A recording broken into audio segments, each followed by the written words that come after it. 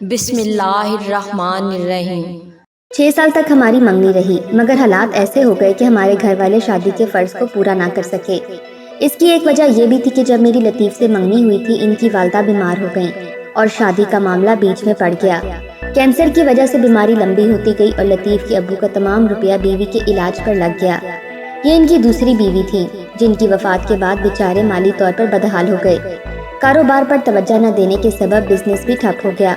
ان دنوں لطیف انجینئرنگ کے آخری سال میں تھے۔ جب انہوں نے تعلیم مکمل کر لی تو ملازمت کی تلاش شروع کر دی تاکہ گھر کے مالی حالات کو سہارا دے سکیں۔ کچھ تگودد کے بعد ملازمت میں مل گئی۔ ان کی سوتیلی والدہ کے دل میں یہ خیال سمایا کہ انہیں اپنی بھانجی سے لطیف کی شادی کرا دوں۔ انجینئر ہے، اس کا مستقبل شاندار ہے۔ جب بھانجی بہو بن کر گھر میں آ جائے گی تو 5 انگلیاں گھی میں رہیں گی۔ وہ میری خدمت بھی کرے گی۔ اس خاتون نے شوہر کے کان بھرنے شروع کر دیے۔ ادھر میرے والدین بھی منگنی کے بعد 6 سال کے انتظار کی اذیت سہ چکے تھے۔ انہوں نے لطیف کے والد سے مطالبہ کیا کہ اب تو تمہارا بیٹا کمانے کے قابل ہو چکا ہے، شادی کی تاریخ رکھ لیتے ہیں۔ آخر کب تک انتظار کریں؟ ہماری لڑکی کی عمر نکلی جا رہی ہے۔ جب یہ معاملہ لطیف کے گھر میں زہر بحث آیا، اس کی بڑی اماں رشتے میں عیب نکالنے لگیں اور شوہر کو مشورہ دیا کہ یہ خوشحال لوگ ہیں، ذرا ان سے پوچھو اپنی بیٹی کو جہیز میں کیا دے رہے ہیں۔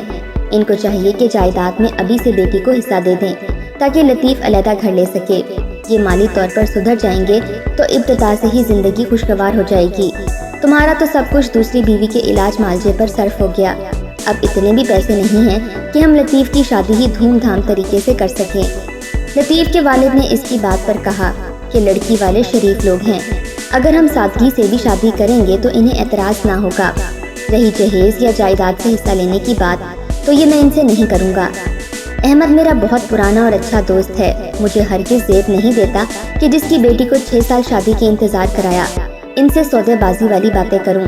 تم نہیں کر سکتے تو ٹھیک ہے، میں خود کر لوں گی۔ لطیف کی سوتیلی ماں نے خاوند سے کہا۔ دراصل وہ اپنی بھانجی کو بہو بنانے کی ٹھان چکی تھیں۔ وہ ہماری منگنی توڑنے کے در پر ہو چکی تھیں اور اب بہانے سے ایسی شرطیں رکھنا چاہ رہی تھیں جس سے حالات بگڑ جائیں اور میرے امی ابو خود انکار کر دیں۔ انہوں نے ایسا ہی کیا اور الٹی سیدھی شرطیں بتا کر میرے امی ابو کو بدظن کر دیا۔ انہوں نے کہہ دیا کہ ہم لطیف سے اب اپنی بیٹی کی شادی نہیں کریں گے، اس رشتے کو ختم سمجھیے۔ آپ کو جہاں سے جہیز میں جائیداد اور مال متاع ملتا ہے اس گھر سے لڑکی کو بہو بنا کر لے آئیں۔ انکل کو ازحد کلک ہوا، لیکن ان کی بیگم اپنی کامیابی پر پھولے ہی نہ سماتی تھی کہ لڑکی والوں نے خود انکار کیا تھا۔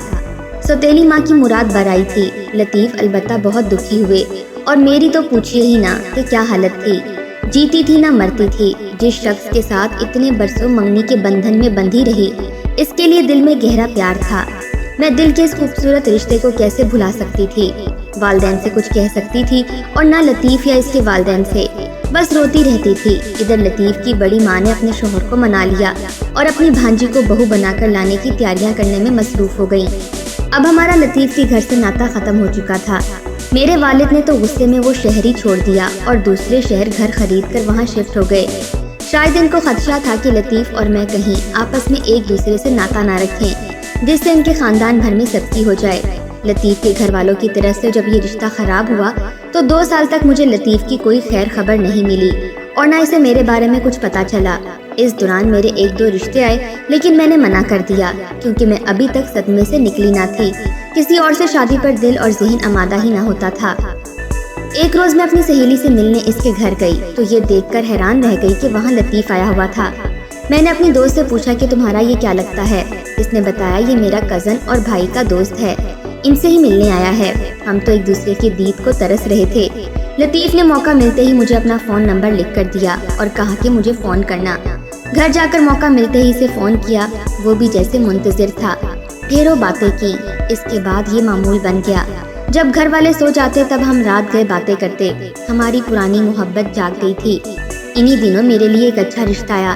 میرے والدین اس رشتے کو گنوانا نہیں چاہتے تھے اور مسلسل مجھ پر دباؤ ڈال رہے تھے کہ میں شادی پر رضامند ہو جاؤں۔ یہ بات جب میں نے لطیف کو بتائی وہ بے چین ہو گئے اور بضد ہوئے کہ میں ان سے کورٹ میرج کر لوں ورنہ ہمیں عمر بھر جدا رہنا پڑے گا۔ میں نے کہا ایسا کیسے ہو سکتا ہے؟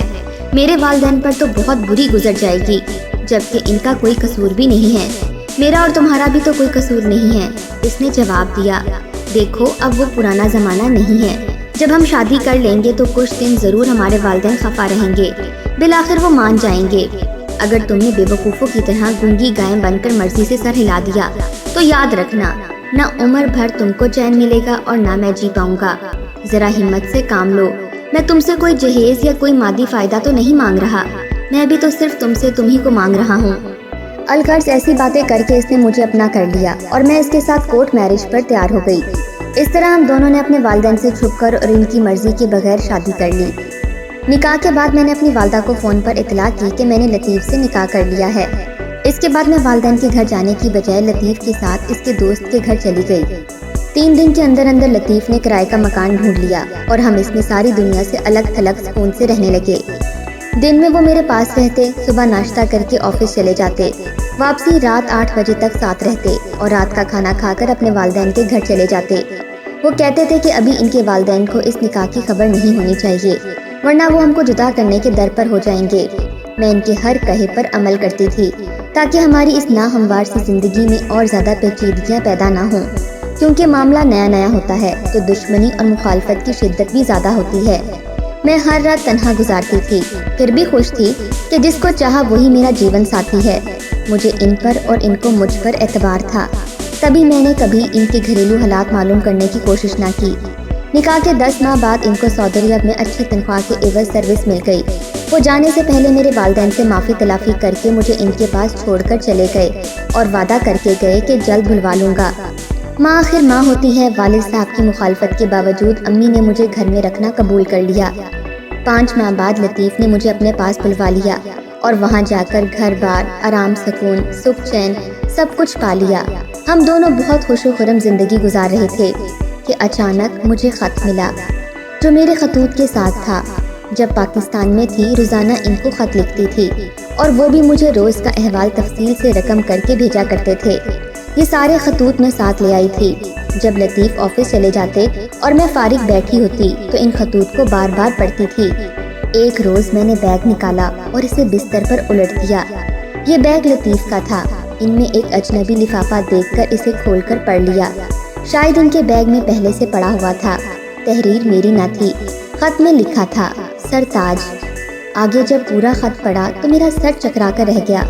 اتفاق سے اس وقت وہ گھر آ گئے۔ جو ہی وہ کمرے میں آئے انہوں نے میرے چہرے کی حالت بدلی ہوئی دیکھی، تبھی خط مجھ سے لے لیا اور کہنے لگے یہ میرے دوست کا خط ہے جو اس کی بیوی نے پاکستان سے لکھا تھا، لیکن میں اس تک پہنچا نہ سکا۔ وہ جھوٹ بول رہے تھے کیونکہ خط میں لطیف کی بہن اور بھائی کا نام لکھا تھا اور میں اپنے شوہر کے گھر والوں کے ناموں سے واقف تھی۔ میں نے کہا سب کچھ سچ بتا دو، یہ سرتاج کہہ کر تم کو کس نے مخاطب کیا ہے؟ خط تو تمہارے گھر سے آیا ہے اور اس میں جس بچی کا ذکر ہے وہ کون ہے؟ ان سے کوئی جواب بننا پڑا۔ تبھی میں بے تحاشا رونے لگی۔ مجھے روتا دیکھ کر وہ بھی رونے لگے اور اپنی مرحومہ کی قسم کھا کر کہنے لگے مجھ پر ظلم ہوا ہے، یہ سب میری سوتیلی ماں کا کیا دھرا ہے۔ والد صاحب شدید مالی پریشانی کا شکار تھے، ان کے کہنے میں آ گئے۔ بیوی کی بھانجی کو بہو بنا لیا جس کے ماں باپ بہت امیر تھے اور انہوں نے یہ دیکھ کر کہ لڑکا انجینئر ہے بیٹی کو جہیز میں کافی کچھ دیا۔ یہی میری بڑی ماں چاہتی تھی۔ اب والد صاحب پچھتا رہے تھے۔ خالو نے ان کو کاروبار میں تو سنبھالا دیا لیکن لڑکی مجھ سے عمر میں کافی بڑی ہے۔ میرے انکار پر والد صاحب خفا ہو گئے۔ اسی سال خالو ان کو حج پر لے کر جا رہے تھے۔ تمام رشتہ داروں کے سامنے انہوں نے کہا کہ اللہ تعالیٰ نے مجھے اپنے در پر بلایا ہے، لیکن لطیف نے اگر شادی سے انکار کیا تو میں حج پر نہ جاؤں گا اور اس کا گناہ اسی نافرمان لڑکے کے سر ہوگا کہ مجھے حج کی سعادت سے محروم ہونا پڑا۔ الغرض والد نے ایسی باتیں کہیں کہ میں خود کو مجرم ٹھہرانے لگا۔ یوں میں نے ان کی خواہش کے سامنے سر جھکا دیا اور انہوں نے 1 ہفتے کے اندر اندر میری شادی کرا دی اور پھر وہ خالو کے ہمراہ حج پر چلے گئے۔ تسلیم سے میں نے باپ کو خوش کرنے کے لیے شادی کی تھی لیکن وہ مجھے پسند نہیں تھی، بلکہ مجھے اس سے بالکل محبت نہیں ہے۔ شادی تو خوشی کا نام ہے، میں اسے نبھا نہیں کر سکتا تھا مگر بادل نخواستہ رہنا پڑا۔ وہ اور بھی نہ جانے کیا کیا کہتے رہے، میں خاموشی سے سنتی رہی۔ البتہ میرے دل و دماغ پر ایسا اثر ہوا کہ میں نے خودکشی کی کوشش کی۔ ان دنوں میرا پاؤں بھاری ہو گیا تھا لیکن اب مجھے اس بات کی بھی کوئی خوشی نہ تھی۔ میرے اعتماد کو بری طرح ٹھیس پہنچی تھی، میرا سکون لٹ چکا تھا۔ وہ میرا اتنا خیال رکھتے، جس قدر مجھ سے پیار جتلاتے اتنی ہی ہر چیز سے بیزاری ہوتی۔ سارا دن روتی رہتی یا ان سے لڑتی کہ تم نے مجھے دھوکہ دیا، مجھ سے نکاح کیوں کیا؟ جب شادی کر چکے تھے، شادی کر کے بھی نہ بتایا اور ایک بچی کے باپ بھی بن گئے۔ بس میری حالت عجیب تھی، مجھے ان کی کسی بات پر اعتبار نہ رہا۔ وہ جس قدر مجھ کو یقین دلانا چاہتے، میرا دل ان سے بیزار ہو جاتا۔ میری صحت کافی گر گئی، تاہم ہم نے حج بھی کیا اور عمرہ بھی۔ ہر جمعے کو حرم شریف جاتے تھے۔ وہ کہتے تھے کہ تم حرم شریف میں جو چاہو قسم لے لینا، وہاں تو میں جھوٹ سے کام نہ لوں گا۔ مگر میں نے کچھ نہ پوچھا، آخر میں مسلمان تھی اور ان سے بے انتہا محبت کرتی تھی۔ ایک رات جب میں عمرے سے واپس آئی تو رات کو رو رو کر سو گئی۔ میں نے ایک عورت کو خواب میں دیکھا جو شوہر کی جدائی میں رو رہی تھی۔ صبح اٹھی تو سوچا یہ عورت جو رات خواب میں روتی دکھائی دی ہے ضرور میری سوتن تھی جس نے ایک بچے کو اٹھا رکھا تھا۔ یہ کس بات کا مجھے اشارہ ملا تھا؟ غور کیا تو سمجھ میں آیا کہ سوتن کو دکھی نہ کروں اور نہ خود کو کروں، بلکہ یہ حقیقت جو واضح ہو چکی ہے اس کو قبول کر لوں، یعنی نہ اس کو برباد کروں اور نہ خود کو تکلیف میں رکھوں۔ میں نے اپنے شوہر کو خواب سنا کر کہا کہ میں چاہتی ہوں کہ تسلیم کو سزا نہ ملے، وہ تمہاری بیوی اور تمہاری بچے کی ماں ہے، بہتر ہے اس کو یہاں بلا لو، میں اس کے ساتھ بہنوں کی طرح رہوں گی۔ وہ بولے پاگل ہو، اس کو تمہارے ساتھ میں کسی قیمت پر نہ رکھوں گا۔ میں تو تمہیں غمزدہ دیکھ کر سوچتا ہوں کہ اسے طلاق ہی دے دوں، لیکن بچی کے بارے میں سوچ میں پڑ جاتا ہوں، اسے طلاق دے کر کیسے بچی اسے لے کر اپنے پاس رکھوں۔ اس بارے میں تم مجھے مشورہ دو کہ اسے طلاق دے کر کیسے بیٹی اسے حاصل کر سکتا ہوں۔ میں خود بچے کی ماں بن چکی تھی، اپنے شوہر کو ایسا ظالمانہ مشورہ کیسے دے سکتی تھی؟ میں نے لطیف کو اس امر سے باز رہنے کو کہا، تاہم میرے دل کو دکھ نے جیسے جکڑ ہی لیا تھا، میری صحت گرتی جا رہی تھی۔ لطیف نے کہا کہ تم کچھ دنوں کے لیے پاکستان اپنی امی کے پاس چلی جاؤ، شاید تمہاری حالت سنبھل جائے۔ میں بھی ان دنوں ماں کے پیار کو ترس رہی تھی، راضی ہو گئی۔ اصرار کر کے میں نے لطیف سے اپنی سوتن اور بچی کے کپڑے منگوا لیے۔ وطن پہنچ کر دوسرے روز میں لطیف کے گھر اس کی بیوی اور بچی سے ملنے گئی۔ کپڑے اور اپنی طرف سے ایک قیمتی گھڑی میں نے اس عورت کو دی اور اسے بتایا کہ میں تمہارے شوہر کی دوست کی بیوی ہوں، انہوں نے یہ چیزیں تمہارے لیے بھیجی ہیں۔ عورت با اخلاق اور شکل و صورت سے بھی اچھی تھی، مگر کافی آرزودہ نظر آ رہی تھی۔ میں نے باتوں باتوں میں پوچھا، تم شوہر سے جدا یہاں کیسے رہتی ہو؟ میں نے کچھ دیر ہمدردی اور محبت سے باتیں کی۔ اس نے اپنے دل کا حال مجھ کو بتا دیا۔ میری شادی میرے والد نے لطیف سے کر دی، جبکہ میں اپنے چچا زاد کو پسند کرتی تھی۔ یہ کوئی انوکھی بات نہ تھی، سبھی لڑکیاں شادی سے پہلے کسی کزن وغیرہ کو آئیڈیل بنا لیا کرتی ہیں، مگر اس کا مطلب بدماشی یا بد چلنی نہیں ہوتا۔ دل میں صرف پسندیدگی کے جذبات کا ہونا معمولی بات ہے۔ میں نے بھی صرف پسند کی حد تک اپنے چاچا زاد کے بارے میں سوچا تھا، اس سے آگے کوئی ایسی بات ہم دونوں میں نہ ہوئی تھی جو قابل اعتراض ہوتی۔ یہ تو قسمت کی بات ہے کہ انسان کسی کو پسند کرتا ہے، شادی اس سے نہیں کسی اور سے ہو جاتی ہے۔ وہ لوگ میرا رشتہ بھی مانگ رہے تھے، مگر والدہ نہ مانی، کیونکہ ان کی چچی سے نہ بنتی تھی۔ مجھ کو اپنی بہن کے بیٹے سے بیاہ دیا، جبکہ میں نے تو لطیف کو دیکھا بھی نہ تھا۔ شادی سے 2 روز پہلے ہماری ایک بدخواہ رشتہ دار عورت نے لطیف کے کان میں یہ بات ڈال دی کہ تسلیم اپنے چچا زاد کو پسند کرتی تھی۔ خدا جانے اس عورت کو لڑکی کا دل اجاڑ کر کیا ملے گا۔ یہ بات لطیف کے دل میں پیوست ہو گئی۔ شادی کی رات ہی پوچھ لیا، کیا تم کسی کو پسند کرتی تھی؟ میں نے کہا نہیں، اور بات کو ٹال گئی۔ انہوں نے بھی اصرار نہ کیا، کیونکہ یہ وقت اصرار کرنے والا نہ تھا، لیکن بعد میں وہ ہر وقت یہی پوچھا کرتے تھے، کہتے تھے ہر انسان کی ایک پسند ہوتی ہے، یہ تو فطری بات ہے۔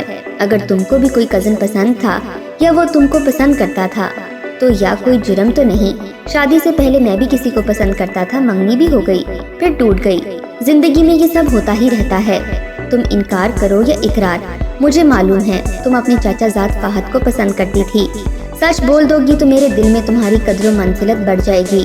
ان کی چکنی چپڑی باتوں میں آ کر میں نے کہہ دیا کہ ہاں چاچا زاد کو پسند کرتی تھی، مگر شادی آپ سے قسمت میں لکھی تھی، ہو گئی۔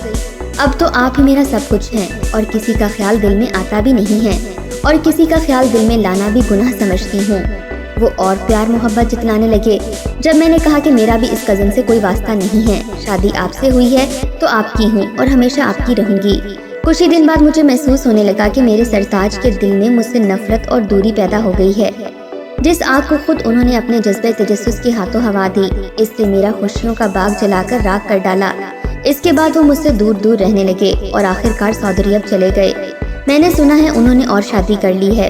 اس بات کی اتنی کڑی سزا ملی ہے، میرا جی چاہا کہ اسے بتا دوں کہ میں ہی تمہاری سوتن ہوں، مگر میری زبان نہ کھلی اور میں وہاں سے چلی گئی۔ اس کے بعد میں نے اپنے شوہر کو خط لکھا کہ اپنی پہلی بیوی کو اپنے پاس بلوا لیجیے، ورنہ میں عمر بھر آپ کو شکل نہیں دکھاؤں گی۔ لطیف واقعی مجھ سے محبت کرتے تھے۔ انہوں نے میری بات رد نہ کی بلکہ اپنی پہلی بیوی کے لیے ویزا اپلائی کیا اور ساتھ ہی مجھے فون کر دیا کہ تم آ جاؤ ورنہ تمہارے بغیر میرا دم گھٹ جائے گا۔ میں نے جواب دیا ابھی کچھ دن مجھے یہاں رہنے دو، ابھی تک ناراض لگتے ہیں، ان کی رنجش مٹ جانے دو، میں تو آ ہی جاؤں گی، پہلے تسلیم کو بلواؤ۔ عورت کی بھی عجیب فطرت ہے، سب کچھ برداشت کر سکتی ہے، حتیٰ کہ پیار کرنے والے شوہر کی جدائی بھی، لیکن محبت کا بٹوارا اور سوتن کا دکھ نہیں سہ سکتی۔ وہ مجھے بلاتے رہے اور میں بہانے بناتی رہی، ان کو یہ نہ کہہ سکی کہ میں ان میں سے ہوں جو محبت میں شراکت برداشت نہیں کر سکتی۔ محبت کے معاملے میں میرا دل اتنا بڑا نہیں ہے، کیا کروں؟ یوں میں نے کچھ اصولوں کی خاطر اپنی محبت، اپنے محبوب، پیارے شوہر اور گھر کی خوشیوں کی قربانی بھی دی۔ وہ جذباتی عمر تھی، مگر آج افسوس ہوتا ہے کہ میں نے ان کو چھوڑ کر کیا پایا۔ ایک پچھتاوا، ایک طویل اذیت تھی، اور ان سے منہ موڑ کر میں نے بھی زندگی بسر کر ڈالی۔ اف میں بھی کتنی نادان تھی۔ آج میری جھولی میں سوائے تعصب کے کچھ نہیں۔ تسلیم کی قسمت میں ایک بھرپور ازدواجی زندگی تھی، اس کے 4 بچے ہیں اور خوشیوں سے بھرا گھر ہے۔ میری ایک بیٹی تھی جو اعلیٰ تعلیم کی خاطر اپنے والد کے پاس چلی گئی، اور میں یہاں اپنی بیوہ ماں کے پاس رہتی ہوں۔ شاید ماں کی خدمت کی سعادت میرے حصے میں لکھ دی گئی تھی۔ یہ بھی اللہ کا شکر ہے کہ ماں کی دیکھ بھال میری زندگی کا مقصد ہے۔ ہماری ویڈیوز اگر آپ کو پسند آ رہی ہیں تو ضرور لائک کیجئے، اور اگر آپ نے ہمارا چینل سبسکرائب نہیں کیا تو ضرور کیجئے۔ اس کے ساتھ ساتھ بیل آئیکن پر بھی لازمی کلک کیجئے تاکہ ہماری ہر آنے والی ویڈیو آپ تک بر وقت پہنچ سکے۔ اللہ حافظ۔